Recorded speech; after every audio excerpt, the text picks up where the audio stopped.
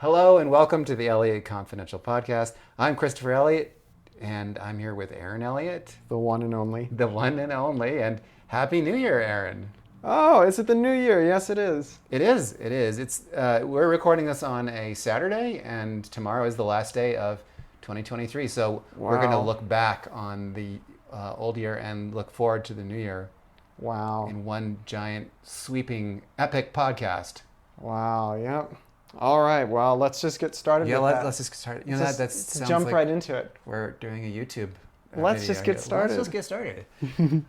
I thought before we do that, we should do our question because since we're looking back at last year and then looking forward to 2024, I wanted to ask all of our listeners for their favorite trip of 2023 and also where they're going in 2024. Tell us about where you are headed, and we will do the same too soon in this podcast.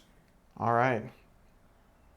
Well, So here we are in where are we now? still in Santiago. Still in Santiago. Is that a name of a city? Still in Santiago? Still in Santiago sounds like the name of an album. It would be one of those 80s albums, actually, with lots of synth music and people with big hair. Yeah, or maybe it's like a jazz album. It's still in Santiago, stand still. Oh, yes. Still in Still. Santiago. Hey, man, that's really groovy. And it could have some guy all in shadow smoking a cigarette, like playing the bass. Can you smoke a cigarette and play the bass at the same time? Anyway, it doesn't matter. Should be smoking the cigarette and playing the bass. Yes. Or playing the bass with a smoldering cigarette. Or it could be has to be some sort of wind instrument and smoking a cigarette. How do you do that? The saxophonist, right? Okay, anyway, no more smoking jokes, please. Well, and this week was a fairly quiet week because we had the holidays and not much gets done here during the holidays. But we were able to, on Friday, get away and we went to the mountains, down out to the Andes Mountains. Los Andes. Am I pronouncing that correctly? Los Andes. Where did we go? Well, we went down to a place called Cajón del Maipo, right by the Maipo River, which has this great brown color to it, but it's a really crazy river. People do all sorts of fun sports on it. It's absolutely insane. It is a really fast river, too. I've never seen anything like it. It's approximately the color of chocolate milk, and it is a raging river. I'm talking about it's fast, and people go whitewater rafting in there. Fuerte. But Fuerte. they advertise it as being, face a wall of water, face your fears. Flip over. Yeah, and I'm going, no, I'm not going to face my fears. Not today. So instead, we decided that we were going to take a nice guided tour up to the waterfalls. Yeah, a waterfall. Just a nice little waterfall. Not the same sort of water that you find in the river, but it's that river water that is going to hydrate all of that delicious Chilean wine. So be grateful. Oh, could we do a sidebar here? Because Okay. the best part about Chile so far, easily, is Chilean grapes. And this week, and it's a little early because we're used to getting Chilean grapes in the U.S. in the first 2 weeks of January, but it's not January yet, and we got the Chilean grapes, and they are so good. Oh my goodness. They're Yeah. sweet, but also tart, and they're small, so they're not tough on the outside, but we got a huge thing, and they're almost all gone. We got them an hour ago at the grocery store over at the Jumbo. Jumbo. Yes, that's our grocery store. Jumbo. Did they really call it Jumbo? It's probably, they call it Jambo. Jambo. Probably Jambo. Jumbo. Okay, anyway. But honestly, if for us, when we were living in Florida, January was Chilean grape time. We are now in Chile, and we're honored to be here when the grape harvest happens. The great harvest. The great harvest The happens. great harvest. It's starting to sound like a communist. Yes, we'll have There's great plenty harvest. for all here. So, No, I want to do one more sidebar on fruit because yesterday we made a great discovery. Oh, Speaking yes. of a great harvest. Oh, and I'll post a picture of that because So. we were at this campground, and it was full-on fruit season. We haven't seen anything like this in a long time. So it's the middle of summer here, and a lot of different fruit trees are the fruit is starting to ripen, and so they had a lot of apricot trees. Apricot was one of them. And then they had cherries, which were not quite ripe. But then we discovered one more thing that I've never had. Yes, it's called Medlar, which is a fruit that is traditionally grown in the Balkan region. We had never tried it, even though we've been to, Turkey and Greece and to Croatia. We'd never tried it. So it's called Medlar, Medlar, and it's a fruit that you peel open. It has a bunch of seeds in it. It would remind you a lot of lychee. Lychee probably, and it also tastes a little bit like lychee. It's a part of the rose family. And it is truly something to try. Oh, it's tasty. It's very, tasty. very good. It's delicious. And once you've got to look at photos of it, but once you recognize it, man, you got to try it. Yes. I have seen these in California, but they're mostly ornamental. But I've never actually eaten any. And so yesterday, we saw this tree, and it was filled with fruit. And it looked good. And I picked it and started peeling it and started eating it. And I said, hey, Aaron, is this edible? Because it seems edible, and then you looked it up and you said, yeah, it's edible. But by then I had already eaten half the thing. So I might be dead now if I hadn't asked you. Well, anyway, if I had eaten the wrong fruit, I would be dead. But anyway, I'm glad I'm not dead. Thank goodness. I live to do another podcast, I guess. Yeah. So overall, what were your impressions of the southern Andes Mountains? Well, they were pretty interesting. I mean, I think that it's interesting mainly because the type of mountain range is it's similar to other mountain ranges. Like, for example, if you go to the mountains of other parts of the Andes, Los Andes. If you go to the other parts of the Andes Mountains, they kind of look the same. It's very interesting. There's a sort of Andesness about the mountains, and it sort of reminds me of the mountains in South Africa near Cape Town too, which are sort of the same except that they're wider, much wider than the Andes. And it also reminds me of Grand Junction, Colorado. Grand Junction, Colorado? A little bit, because it kind of looks similar. However, with the Andes Mountains, there are so many mountains, and it's so steep everywhere you go that it really is it's intensified, much more intense than even anywhere else. But I think once you're here, it sort of does remind you of those other places. Well, I got to tell you, it took us about an hour and a half to drive down from the city down to a place called San Alfonso. And as you drive through these canyons, you see these vineyards, and you're reminded of, it reminded me a little bit of New Mexico when you were driving in through these valleys and you see the fruit trees and everything like that, and then you see the grapes. But it is just so beautiful. Yeah. I think that if I wasn't doing this, I would get a backpack and just go walking in the Andes, because it's especially at this time of year, it's so beautiful, it's warm, and the people are very nice too. Yeah. The Chileans, they're a little bit reserved, but they're also very friendly, and we haven't been treated poorly by anyone yet. People answer our questions, and when we speak to them in broken Spanish, they try to speak back to us. Yeah, that's been nice. So, any last thoughts about our little excursion? Final thoughts. Yeah, personally, I think that if you go to Santiago, or really anywhere in Chile, you have to get out to the Andes. It's very important to see the mountains. The mountains are really what make Chile so spectacular.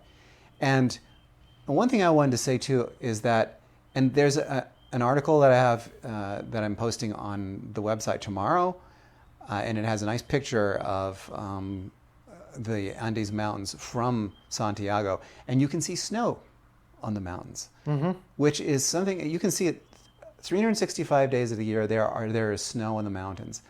So it's really unique and it's spectacular. Something you have to see at least once in your life. So that would be my recommendation. And Chilean grapes. Yes, and Chilean grapes. Got to have those Chilean grapes because they are really, really good.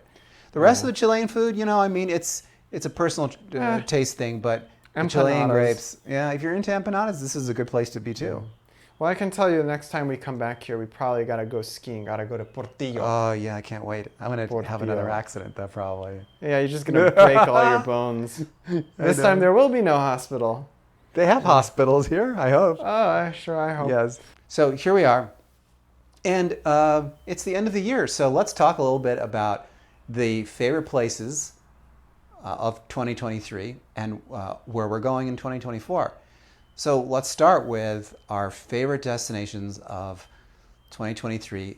Let's talk about New Zealand. Why did we like New Zealand? New Zealand is inexpensive. New Zealand is very clean. I mean, except for some parts, but yeah, it's overall very clean, yes, very safe. They speak English. They speak English. So we understood what they're saying. And also you get pretty good access to beautiful mountains and yes. Yeah. The food is good. Did you mention the food? Yeah, no, I didn't. The food is okay. Good. It's not as bad as it is in Australia. Well, Auckland has some nice places, really nice places. And Christchurch has great coffee. Yeah, it's a coffee that's like on a par with South Korea. Oh, are we going to put South Korea on the list? I don't know. Not. Well, I like South Korea a lot, but I don't know if it would make my top 3 list. No. Because the other destination that I really liked, and that everyone knows, of course, is Los Angeles. Los Angeles. We spent a month in LA, and can't go wrong with LA. I love LA. Someone should write a song about that.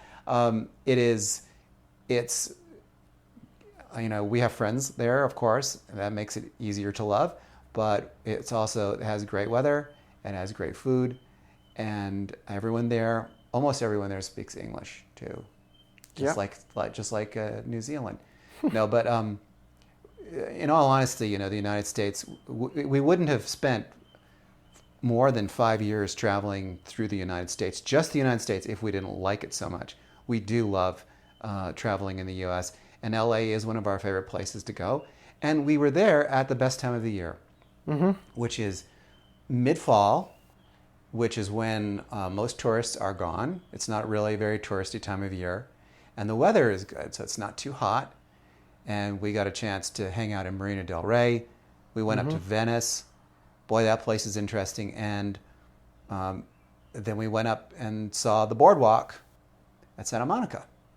Yeah. And did a nice bike tour in the city too.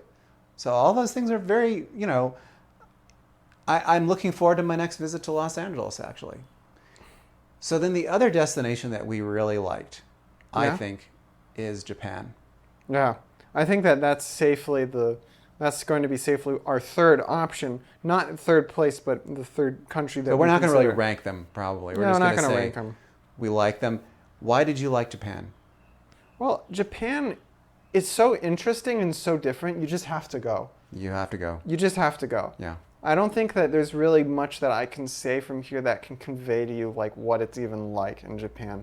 Japan is so interesting and so different that you just kind of have to be there to experience it, to take it all in. Okay, but try just explaining what makes Japan so unique, because I think people really want to know. You can't just, like yesterday I had an argument with an editor because I'd written a story and I said something like Japan is mysterious, and she said, can you just explain what you mean by that?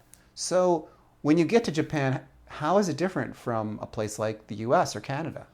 Well, Japan is very different in the sense that, the people act very different from anything that you're accustomed to in any other continent. They act different. They behave differently. Which is to say that they're very polite. Well, they are, yes. It's taken as a sense of politeness. Yes. But people generally mind their own business. And, they're also very good in terms of foot traffic, which is, I know it's a little bit of a niche thing to be talking about, but, they're very good at managing traffic. People aren't toppling over each other and taking up too much room. It's very crowded there. It is very crowded there, so they kind of have to. So do everyone that. drives on the left. It's not a right-hand drive country, and they have an amazing mass transit system. They do. They eat almost all the food there has some kind of a rice element to it, so they love rice. Yeah. Which is something you don't need us to tell you, but that really is like you don't really think about it until every meal has rice in it. How much you like, how different it really is. Like we're used to eating things like bread and Other things in the States, and everything is rice in Japan. Yeah. And then also there's the language thing. If you go to Tokyo, people will speak English to you, maybe, but outside of Tokyo, you're going to use Mr. Google to translate for you. Yep. And you're going to need Google a lot because it's the language barrier is so crazy. Now, you do have to learn a couple of words in Japanese, like please and thank you and yes and no. Otherwise, you're really going to be lost. And it's considered very impolite not to say thank you all the time. Yep. Seriously. Whenever you have an interaction with anyone, you're saying thank you. Yep. And they're saying thank you. I don't know why. Sometimes there's nothing to thank people for, but you're thanking them anyway. So Japan, interesting place. Which of those places, this is a trick question, Aaron, which of all those three places would you go back to first? Like if I said, I have 3 tickets in my hand, New Zealand, Japan, and California, which of those places would you want to go to first? Well, it is a trick question because wherever we'd end up going, all of the flights would first take us to California. Maybe, but you know what I'm saying though. Like, which place would you want to go and spend some time in? Well, that's hard. It's a really hard question. It is a really hard question. I would say, I'm sorry, I can't. It's too hard. I would say New Zealand. New Zealand. I go back to New Zealand. This is actually a perfect time of year to be in New Zealand, like the middle of Southern Hemisphere summer. I think that it would be so nice. Not to take anything away from the other destinations, but if I went back to Japan, I would have to ski, and I probably would get into another accident, but I would do it anyway, because that's how crazy I am. All right. Let's talk about where we're going to go. Where are we going to go? Well, we would love to hear from you where you're going to go. So please, in the comments, let us know where you're headed in 2024. Tell us all about it, and we'll read your comments in the next podcast. But now we get to tell you where we're going. And we are on a grand tour. Can you kind of describe what we're trying to do here this year? Yeah, we're going to do a sort of an Americas tour. So we're going to go do South America. We're going to go to... Well, first of all, we were in the Galapagos, and we were in Ecuador. That's where we started. We actually technically started our tour of the Americas in Los Angeles. Yes. So it was LA, then we went to Ecuador, Galapagos, now in Santiago, and we're going to sort of loop around starting in Uruguay. Then we're going to go to São Paulo, Rio, and we're probably going to move from there to the Caribbean islands. And then we're going to move up from there to Canada. Hey. Then we're going to go from probably French part, Quebec, all the way to British Columbia, very slowly, and we'll end there. And I think after that, it's just a big question mark. But that is our Americas. That's our Americas tour. There are a couple of places that we didn't mention. So the Caribbean is kind of wide open right now. We're going to be in the Caribbean for a month, but we still don't know where we're going to go. I'd like to go spend a week in a couple of different islands that I haven't been to yet. So we're just going to have to see about that. If you have any recommendations, please let us know. And then we're also going to probably make a quick stop back in the States in April, early May. And we have not been to Orlando in a long time, and we want to go check out our old home and then head up to Montreal, Quebec City. I think we might make it to Quebec City. We're really intrigued by the French-speaking part of Canada, even though our French is comme ci, comme ça. Yeah, pas si bon. Okay. But that's okay. we love French food, so that's good. And then headed back out west, and at the end of the summer, we'll probably be back in Washington State. And then maybe even back to Los Angeles. We don't know yet. We'll just have to see. Gotta love it. All right. Well, yeah. So tell us where you're going, please. We would love to know. And we'll talk more about it in next week's podcast. All right. So we're going to do our comments from last week where we asked, what is the strangest place that you had Christmas? Oh, yes, that's right. Yeah. And, all right. Lynn says, when my father lived in Daytona Beach, Florida, we spent Christmas there. My dad played Santa Claus for a family party. We made sandcastles. We walked on the beach on Christmas Day. It was very memorable since my dad passed away the next summer. Lynn, our condolences. Florida is a cool place to spend Christmas, though. And, we lived there for 12 years. So we, actually longer than 12 years. We were in Orlando for 12 years, but we were in Florida for longer than that. And really, honestly, one of the best times to be in Florida is around Christmas time because the rest of the country is freezing cold and you're going to the beach. Mitch says we spent New Year's Eve in Santa Nella, California, between the Pilot Truck Store and the Hotel Mission de Oro on our way through to Gilroy to San Francisco. Just a few locals and a band playing. Was simple and nice, but eerily quiet. Mitch, I know Santa Nella because when I was an intern at the Los Angeles Times, Northern California was part of my beat, and I made it down to Santa Nella and to Gilroy, the garlic capital of the world. I could only think about garlic. That's what I was thinking. What a cool place to spend the holidays. Ross says, Ushuaia, rented a small cabin, bought the Christmas fixings at the local Anonima grocery store. No turkey as we didn't have an oven. The four of us exchanged small Christmas presents that we would be able to pack on our motorcycles. It was a nice rest after 4 months on the road from North America. Wow. Left the bikes there for a bit as we sailed off to Antarctica for 10 days on a small ship, 100 passengers. Hey, wow. we were just in Ushuaia last year when we were going down to the Antarctic, and that was a interesting place. A little bit of a tourist town down there. Mm-hmm. And cold, too. My goodness, it's cold. Still is cold. Even this time of year, it's cold. Yeah. Joyce says, Copenhagen, nothing strange or exotic about it, but lovely, safe, and peaceful holidays to all of you. And to you too, Joyce. Thanks for sharing that one. Well, I think that's all we have time for today. Thank you so much for your comments. And remember to respond to our question this week, which is, what was your favorite destination this year? Where are you looking forward to traveling in 2024? Let us know in the comments. Hey, everyone. Thank you for joining us this year. It has been a wonderful year having you here with us.